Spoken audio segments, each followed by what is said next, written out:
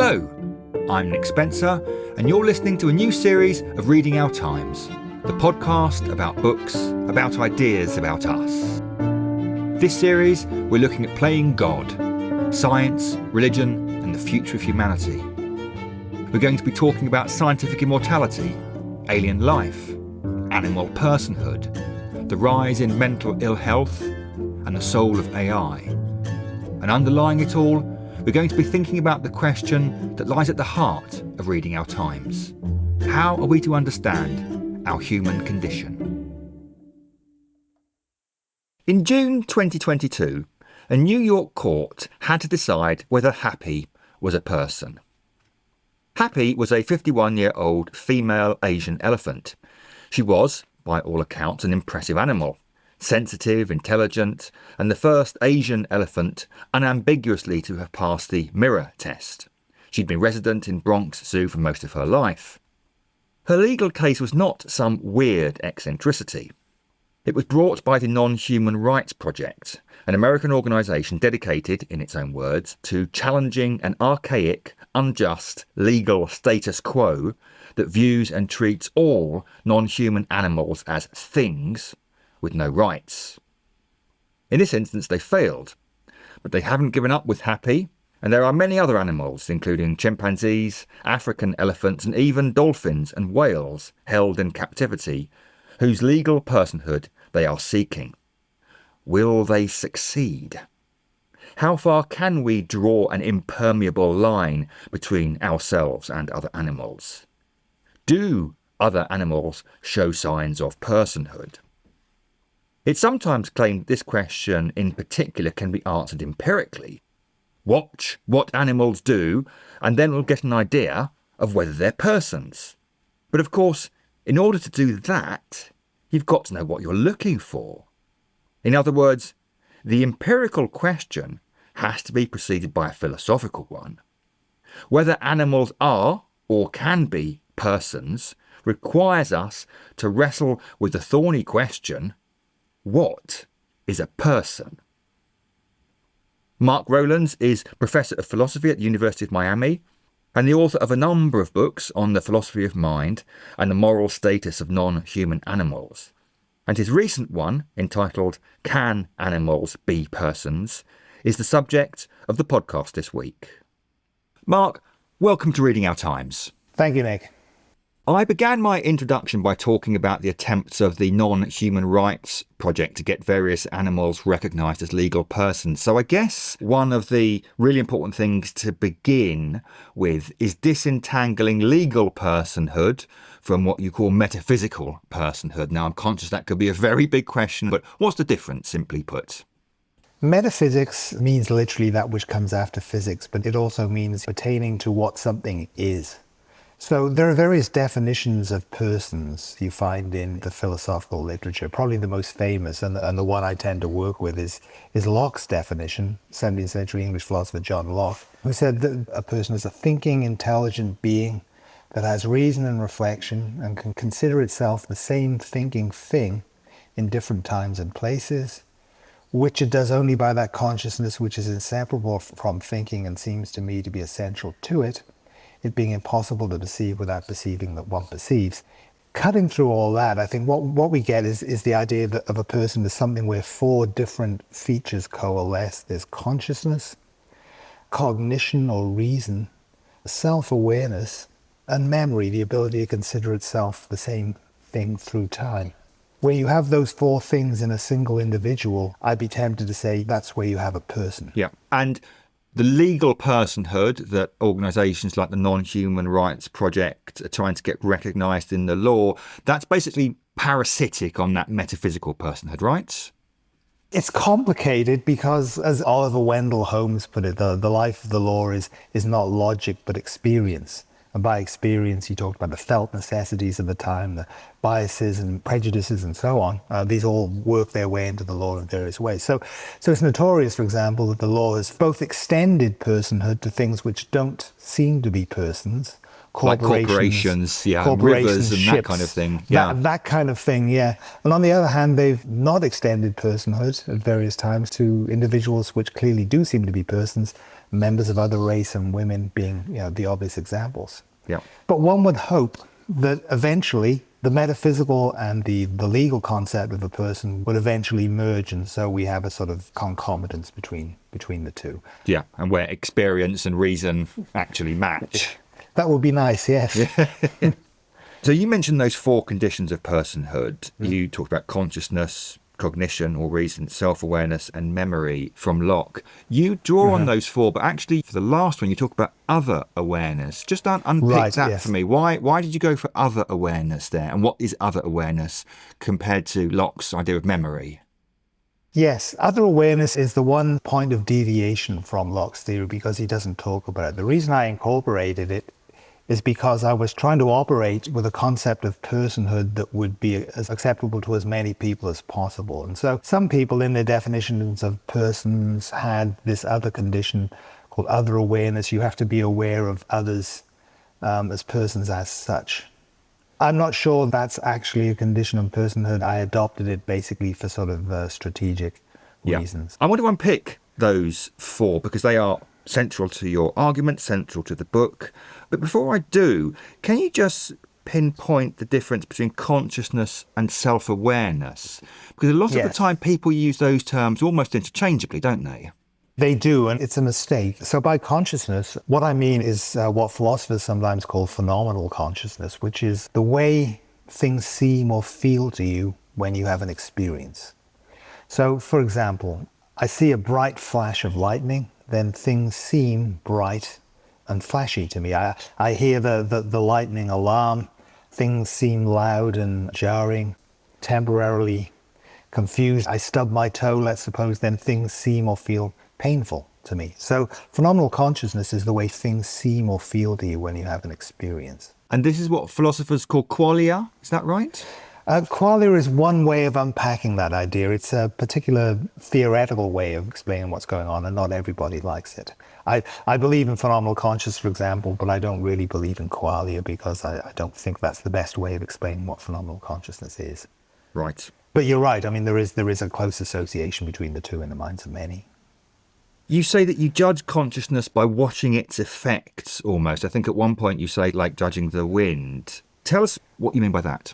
Well, that was my attempt at answering a problem known as the problem of other minds. The problem of other minds is this: how can we know what's going on in the mind of something else, such as an animal? The same problem arises, of course, for human beings, and that's how the problem was initially stated. How can we know what's going on in the mind of someone else when all we can ever see is their body and their behavior?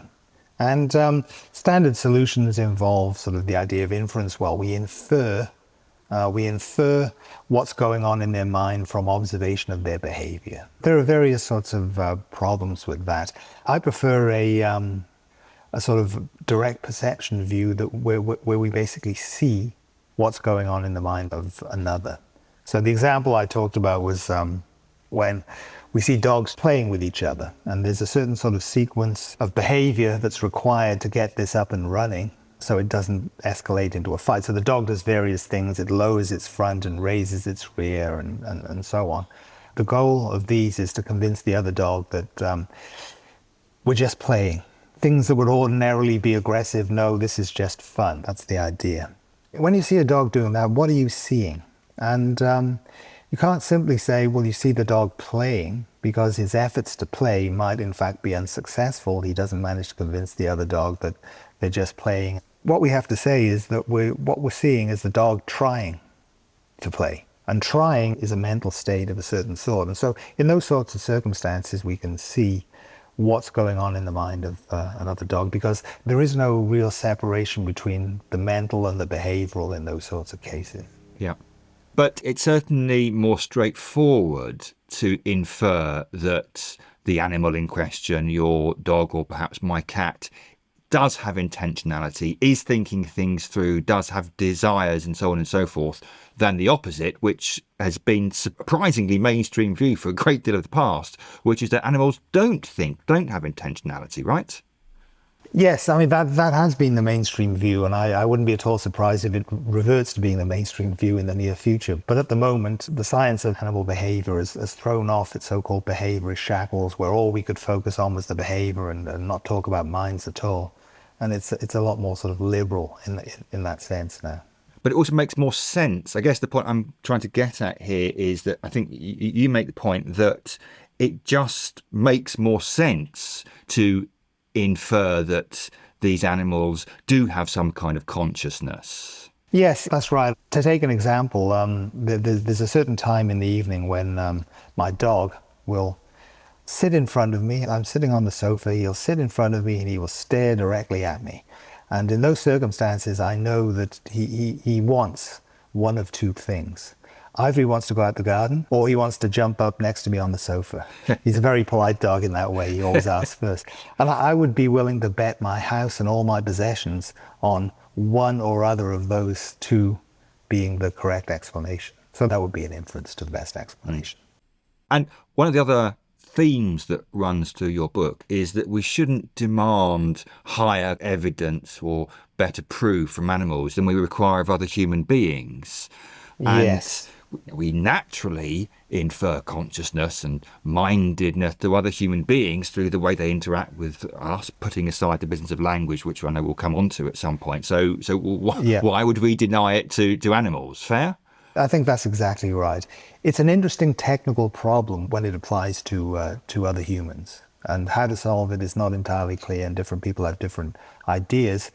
But if someone really took that problem seriously, suspecting that all their friends, their family and so on didn't have minds at all, they were just kind of robotic entities of some sort. I mean, we would generally take that as an expression of a mental illness, not sort of philosophical acumen. Yeah. And so to hold animals to higher standards than humans seems to be unwarranted. It's almost as if in this issue humans are innocent until proven guilty and animals are guilty until proven innocent. I think that's very perceptive, actually. I think that's exactly the attitude that's generally been adopted. So I can certainly buy the idea that animals, non-human animals, are conscious. Let's look at cognition or reason or rationality, which is the second of your four criteria. You quote David Hume early on saying, "No truth appears to me to be more evident than that beasts are endowed with thought and reason as well as man." Now, your book is a book of philosophy, but there are some lovely examples there of animals showing causal reasoning. Can you just give us a few of the examples? Yes, the masters of causal reasoning are birds, but particularly corvids, the family that includes crows, ravens, magpies, and so on, who are very good at making tools, basically, to use. So there have been various studies done on New Caledonian crows in particular, which seem to be the best. And they're capable of not only using tools which are made available to them, but constructing tools in order to solve particular problems. Typically, they're trying to get a morsel of food from somewhere that they can't reach. For example, there might be two different sticks. So they can use one stick, but it doesn't reach. And so what they have to do is find a way of putting the sticks together, bending them into hooks and so on, and the sticks are obviously designed so they can be put together. It's not a major manufacturing job or anything like that. But and some of them you'll see they'll stare at the apparatus, they'll stare at the food, they'll stare at the apparatus for over a minute, and then they will just do it. You give one example of a crow that paused 110 seconds before examining a new task. I love that. Yes. I wish humans had that level of patience. Yes, yeah. It's right. Yeah. But mammals as well, chimpanzees famously tool users. Yes, they'll make spears to hunt bush babies, and they will form primitive pounding devices in order to extract things from palm trees and so on. Probably my favorite, because it's the least expected, was the American alligator, who, when birds are in nesting season and they're looking for twigs and so on, will arrange for twigs to rest on their snout in order to attract a nesting bird, which they will then eat. Impressive. How do you respond to the challenge to that this isn't reasoning, it's just habit? And after a prolonged period of time, I realised that option A is successful and option B isn't successful, and therefore I adopt option A. Yes, but that does seem to be a form of reasoning in itself. You compare two different options that you've had experience of, you identify one as being more successful than the other, and then you adopt it because of that. So that seems to be reasoning. Let me just push back on that in that, if I've got two doors in front of me and one of them opens and one of them doesn't, and I can continue trying to push the one that doesn't open until I try to push the one that does open. Need I have actually thought about that? Can't it just be trial and error? There is an interesting debate in the study of animal minds at the moment about the sense in which animals reason in the way we do, or the extent to which they adopt various just strategies, a heuristic. So, for example, there's a reasoning test for animals which is designed to test for what's called exclusive disjunctive syllogism, basically. So, animals are presented with two options, a container A and a container B. Food is placed in one. This is done behind a barrier, so the animal can't see which one it's going into.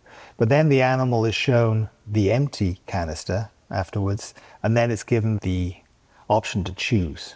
So the idea is if it chooses the non-empty canister, some would say, well, he's engaging in disjunctive syllogism, a form of logical reasoning. Mm-hmm. There are various ways of responding to that, and I think your response is a kind of example of that. Some would say, well, perhaps they're not reasoning logically, not reasoning deductively, they're just adopting a heuristic such as avoid the empty cup. So you don't have to draw a logical conclusion about the other cup, you just have to avoid the empty cup. There are reasons for thinking that won't apply in general, but I think a more sort of plausible scenario would be one in which animals don't reason deductively, but they do reason inductively. They reason probabilistically. So if you're shown an empty cup, then this raises the probability of the other cup being the one you want, and so on, and so you go for that. It's not quite the same thing as deductive reasoning. Mm. I mean, it's true that if the probability goes up to 1, then you've got the certainty, which is kind of like deductive reasoning, but it's not quite the same thing.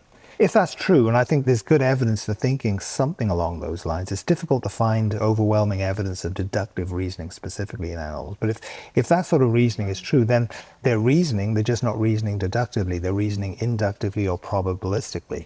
Yeah. Which also raises interesting questions about what humans do when they reason deductively, as we put it, whether we're doing something all that very different anyway. But if you accept that reason sort of encompasses various things, not just deductive reasoning, but also inductive and probabilistic and abductive reasoning, then it seems that animals are capable of reasoning in that sense, and therefore qualify as rational in that sense. And that goes back to our earlier conversation of not expecting more of animals than we would expect of ourselves. It's very tempting to say, well, humans are fantastic logical reasoners until you actually observe us not doing so.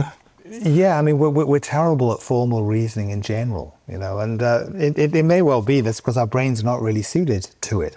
Our brains are probabilistic engines, and I think probably the reason we're better than other animals at deductive reasoning is because we have available to us a sort of external symbol system, which we've incorporated into structuring our brain, which allows us to at least simulate these sorts of operations.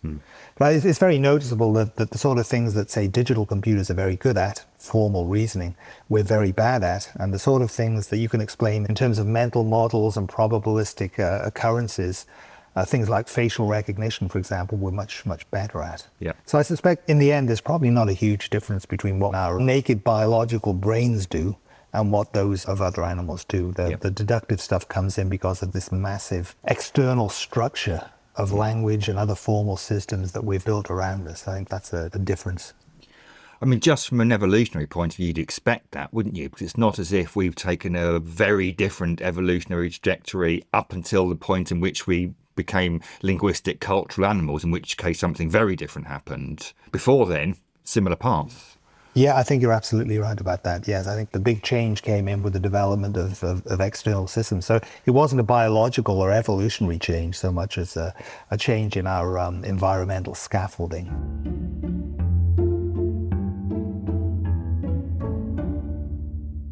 Well, again, we touched on language there, and I'm going to return to language at the end, but I want to look at the third and fourth of these areas before we do so. The third was self-awareness. Now, much of the time when people are thinking about self-awareness, particularly in this context, they're talking about intentional self-awareness, and they will cite the mirror test, as indeed I did in my introduction.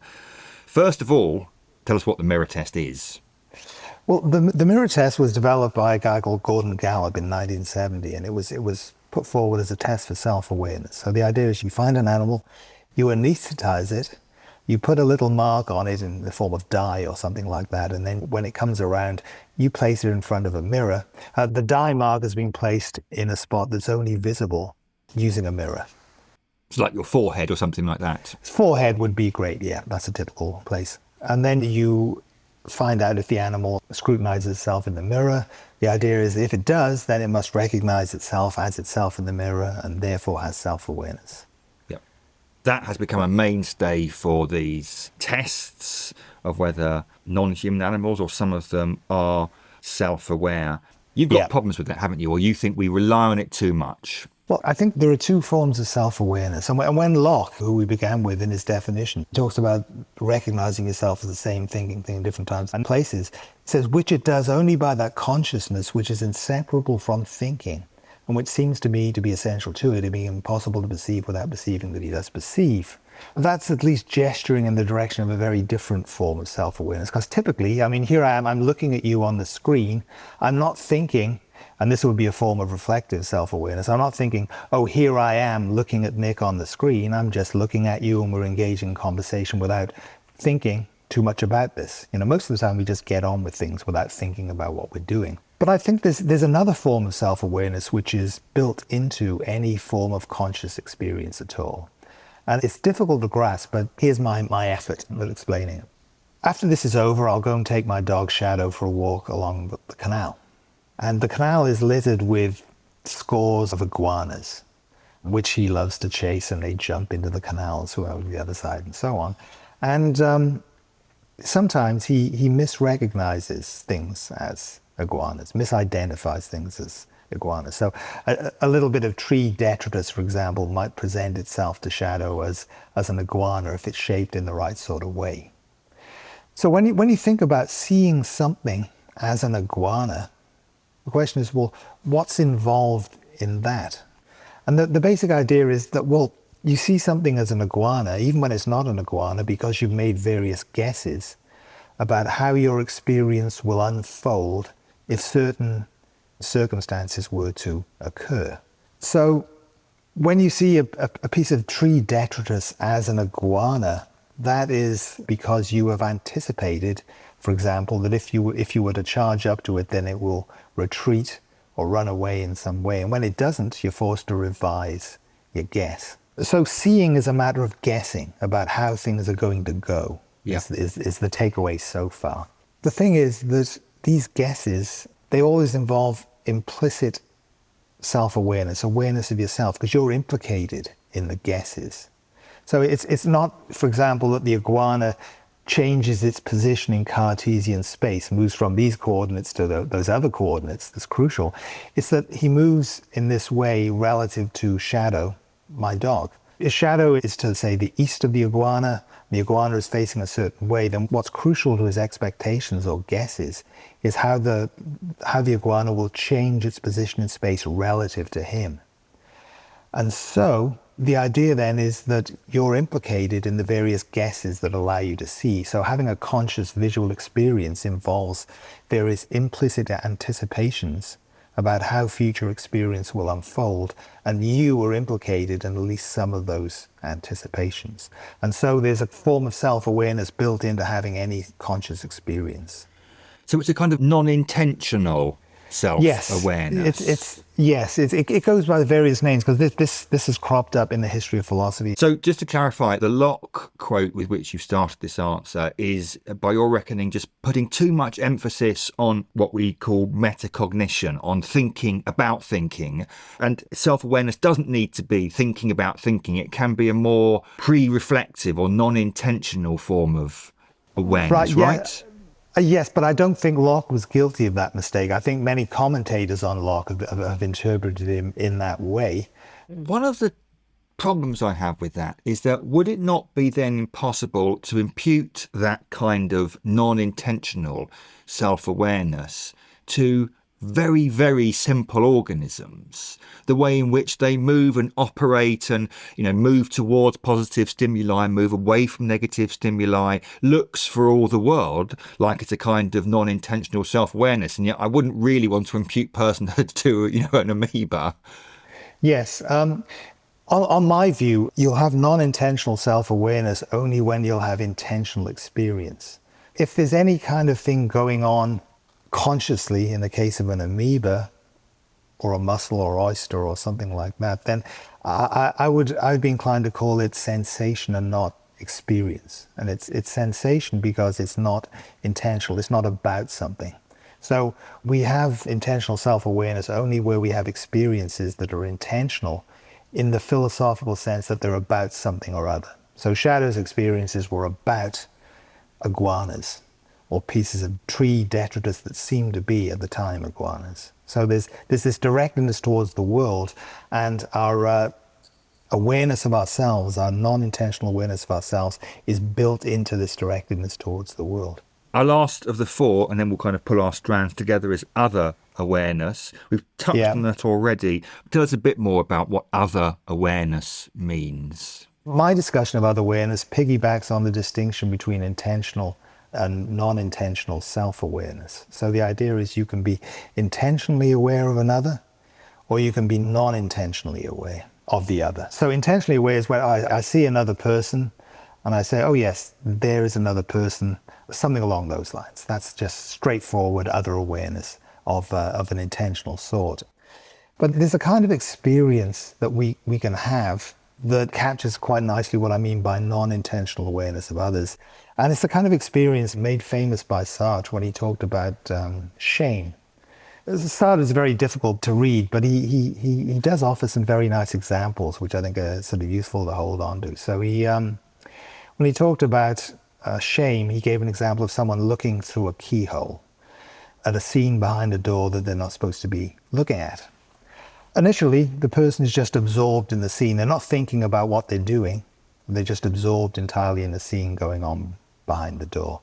But then they hear footsteps, and then the focus of their experience changes. They're no longer the subject of experience looking at what's going on. They're now an object of someone else's experience.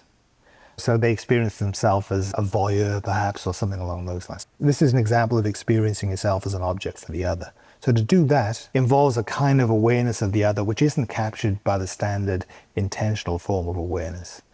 So the argument then is that animals are capable of this form of non-intentional self-awareness, which involves basically experiencing themselves as an object for the other. Right. So just to make sure I've got that, this isn't a matter of one animal or creature looking at another and imputing a mind to that other and being aware of that other person as a subject. It is the sense where you write at one point, I recognise the other as a subject to which I appear as an object. So it's being conscious of myself as an object that others are seeing or being aware of, right? That's right. Yes, that's correct. So again, my question with that is, well, let me give a concrete example. This is a rather lovely episode of Reading Our Times because you've got a dog in your room and I've got a young and rather cross kitten in my room, and I'll explain why it's cross. Yes, well, I'll explain why it's cross towards the Yeah. end. This is a fortuitous timing of the interview for reasons that will become clear. But I see my cat with a mouse. The mouse is very, very clearly aware that it is the object of the cat's attentions. Right. And I'm sure if one could physiologically measure the mouse, that would be confirmed. Yes. But again, I'm not sure I want to impute to the mouse the kind of other awareness that is central to personhood. Well, it depends then which kind of other awareness you think is central to personhood. The basic idea for the importance of non-intentional awareness, whether of self or other, is that is a much better candidate for explaining personhood than reflective awareness. So there's a problem which became known as the just more content objection. Suppose there are two mental states going on in my mind, a belief and another belief, let's suppose. And you want to say, well, they're both mine, they're both part of me. What unifies them? Because you may have the same belief, It's in your head, my beliefs are in my head. You may have the same beliefs, but your beliefs and my beliefs are not unified. They don't belong to the same individual. So then the idea is, well, what could make something belong to the same individual? The answer is, well, it can't be reflective self-awareness. Reflective self-awareness is a distinct act from the beliefs. It's a separate mental act. And so if you invoke that, then you have the question of, well, what unifies this act with the beliefs? So whenever you introduce something that's distinct, you get essentially a regress problem. It's supposed to explain the unity of two things, but now you have to explain the unity of that act. With three things and then four things. Yeah, precisely. So it has all the hallmarks of the sort of classic regress problem. Since non-intentional awareness is not separate, it's built into the act themselves, then it's not separate, so you don't get the same kind of problems. So that's why I think non-intentional awareness is a better candidate for accounting for the unity of a person. Yeah. Let me move on to the subject that we've danced around a bit in our conversation, which is language, because very often this conversation about animal personhood begins and ends with the question of language, and people point out that animals communicate, of course they do, all the time, but only humans have language. There's a really interesting example in your book about how a Japanese bird has combinatorial structures in its language, which had heretofore been assumed to be a uniquely human characteristic. So there's a real sense that other animals have forms of language that are similar to ours, right? Yeah, I think that is correct. That's the way the wind is blowing. These things have been recently discovered. I'm not sure what I think about this, because even if it applied to the Japanese tit, then it would presumably not apply to other creatures. This would be a fairly rare occurrence. I mean, I'm far more inclined to think about language in another way. So certain human beings have decided, right, this is the hallmark of language. We've got to have recursive structure, combinatorial, all these sorts of things.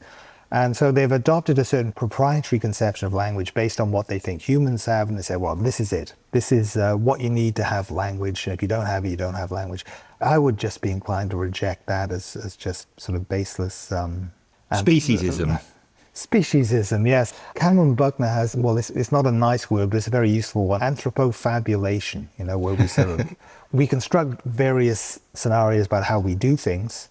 And sometimes we don't even do things in that way. Though in the case of language, we probably do. And we say, well, this is the way it has to be. You can only have such and such if you do it this way. And not only is that way often just hopelessly convoluted, and that we don't do it most of the time, but the elevation to a necessity, oh, well, this is the way it has to be done, it just has no sort of, no basis. So I can recognise that. I mean, I have to say, I do incline towards that point of view, but nonetheless, I do see how it can seem like an exercise of pulling a ladder up because we're at the top of it and we don't want any other animals to climb up. But I wonder, just pushing this point a bit further, I mean, at one point you say in the book, ultimately language is just another form of behaviour. I wonder whether that's the case, because doesn't language enable and facilitate an imaginative inner world which is, by some reckonings, very important to personhood, that isn't therefore accessible to other animals? Isn't language more transformative, I guess I'm saying? Right, so language transforms our experiences into forms that animals could not have. I think that's quite likely to be true. But it's a non sequitur that from that it follows that animals are not persons unless you can show these new ways of experiencing essential to personhood. And that's the argument I've never seen. Yeah. So you'll recognise that language has a transformative effect like that, but as far as you're concerned, that doesn't impinge on this debate about personhood. Yeah, I've not seen a convincing argument for thinking that it does. What's underlying these kinds of arguments are usually just form of the human chauvinism. Oh, well, this is the way, it has to be this way, or it's not the genuine article at all. Yeah. Let's draw our conversation to a close by looking at the consequences of all this. You say rather winningly in your last chapter, it's never really advisable when composing the closing stanza of an academic monograph to go all Dr. Dolittle on one's readership, which did make me smile. You conclude that recognition of the other as a person shifts the focus from a treatment paradigm to a listening paradigm. Explain what you mean by that. Bernard Williams, who was a very good philosopher, once argued that the difference, and he thought of this as a moral difference between us and other animals, is that the only consideration that arises between us and them is how we should treat them. And I think that makes animals far less complicated and ingenious and wonderful than they actually are. There's a lot more to our dealings with animals and how we should treat them. Certainly if you understand treatment in a fairly sort of narrow way. Animals have lives of their own. They can make choices about how they want to live. So they have a certain kind of autonomy, if you like, which has gone unrecognized, I think, by many philosophers who've thought about these issues. And the listening paradigm is one in which we pay more attention to what their desires are rather than simply treating them. Precisely, yeah. Yeah. So that allows me to reintroduce my grumpy cat. Yes, I'm down to find out why she's grumpy. Well, she was spayed yesterday. So we got her after 5, 6, 7 months. I think she was 7 months old. It was rather a hasty purchase. And we were told that unless you want kittens, you've got to have her spayed. So we did. Yeah. And, not a very nice thing. And she's, I think she's very upset with us and just upset with the world today.